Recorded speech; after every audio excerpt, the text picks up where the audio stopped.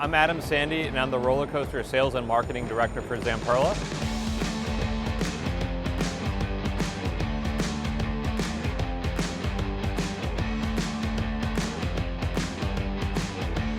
You know, when I first talked to them, I'm like, oh, are they going to want me to sell Thunderbolts and Volaris? Is that really our brand?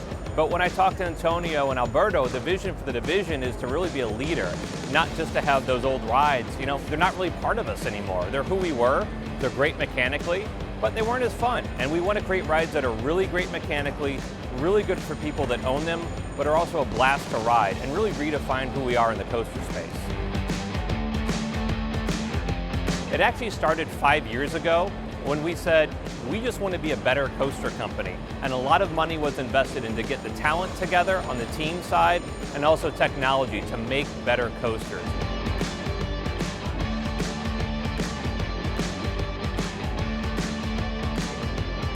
We spent a lot of time redesigning attractions like the Lightning vehicle.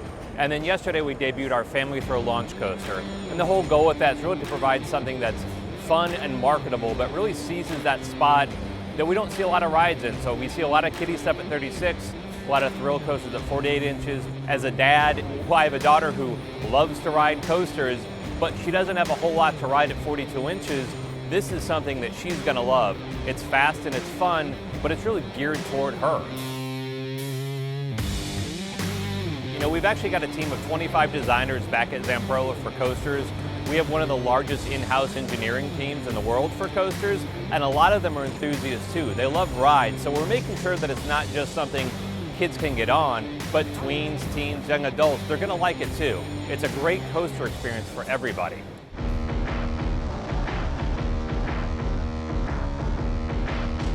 We have a lot of clients, especially in Europe, that have really tight footprints. So how do you get a big marketable coaster in a space that's really small? So we've got one that's 164 feet and one that's 230 feet. So you can say the big one is a hypercoaster. It's over 200 feet. So you get all that hypercoaster marketability all packed within a really tiny footprint. We're really accelerating up to some great speeds and giving you excellent airtime over the top. We're not slowing you down over the top like other people do. We're blasting you over. So you get great airtime that transitions into a vertical drop straight down.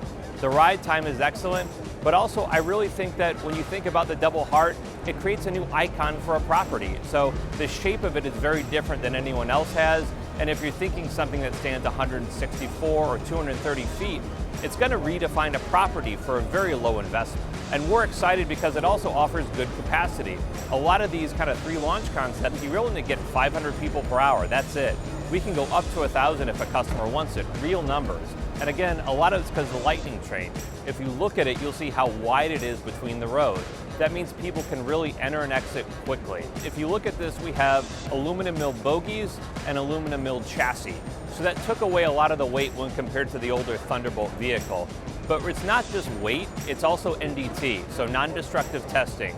And it has no welds on it. This means that when you look at the chassis, it takes a lot less time and money to take care of on an annual basis than a lot of our competitors. And I think we've seen in the last year, we've really had to reanalyze how much it costs to operate an amusement park. What does it cost to take care of a roller coaster? When you have rides like ours, it takes less time, money, and personnel to take care of coasters on an annual basis. And we think that's extremely important.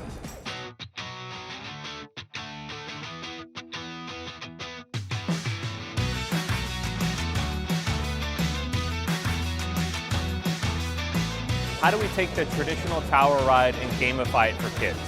Parents and kids love to ride these attractions together, but it gives both of them something to do.